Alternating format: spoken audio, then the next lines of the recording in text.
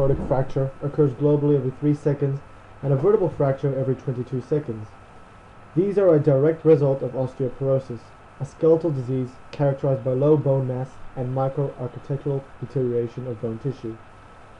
This disease affects more than 200 million people worldwide. Now, the objective of this presentation is to explain the pathophysiology and various problems associated with osteoporosis. The presentation is divided into 4 sections dealing with prevalence, risk factors, pathogenesis, and treatment, respectively. An alternative label for osteoporosis is silent disease because of its unnoticed signs and symptoms. Now, as such, it accounts for an estimated 8.9 million fractures worldwide yearly, causing fractures in 1 out of 3 women and 1 in 5 men over the age of 50. It is one of the major causes of injury, long-term disability, and even death in the elderly worldwide. While any bone can be affected by osteoporosis, the most common are hip, spine, and wrist. The worldwide incidence of hip fractures from 1990 to 2000 has increased by 25%. Now, by 2050, incidences are estimated to increase by 260% in females and 310% in males. This large increase is caused by a number of risk factors which will be discussed in the subsequent sections.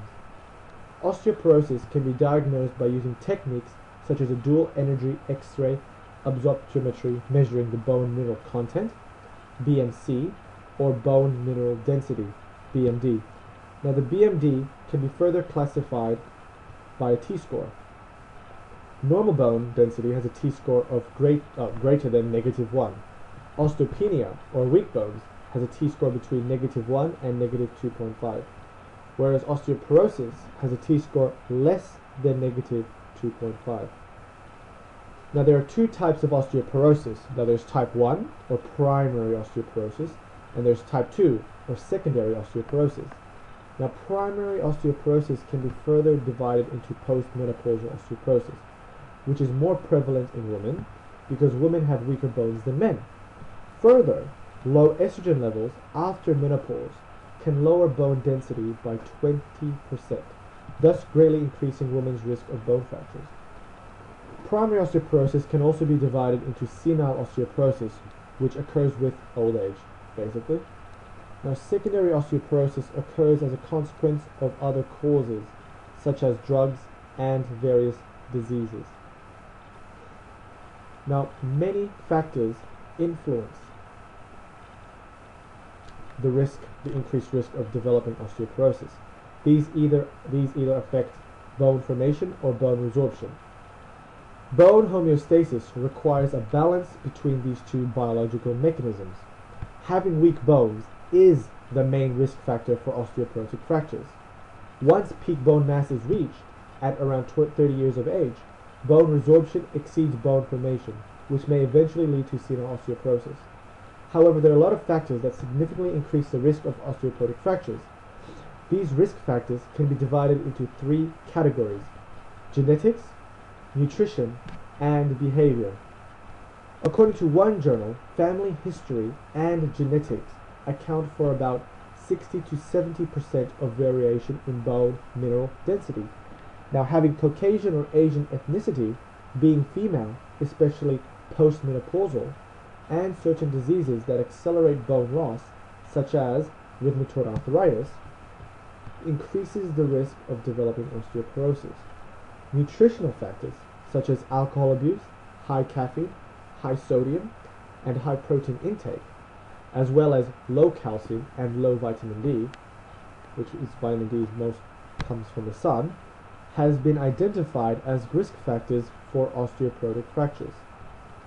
Eating disorders such as anorexia and binge eating, which results in a substantially low or high body mass index, also significantly increases the risk. Behavioral risk factors is caused by smoking and the frequent use of glucocorticoids or medication. To understand how some of these risk factors influence osteoporosis, the next section will explore the roles of bone resorbing and bone forming cells in the pathophysiology of this disease. Osteoporosis can be described physiologically as a disturbance in the bone remodeling cycle. which is the result of the inactivity or overactivity of bone cells. Now there are 4 bone cells: osteocytes, osteoblasts, osteoclasts, and lining cells. Osteocytes make up 90% of the bone cells and rest inactive in the bone matrix.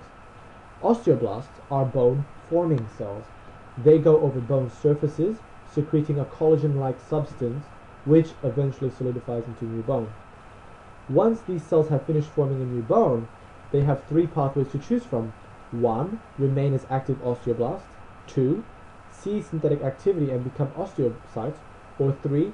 Become relatively inactive and form bone lining cells.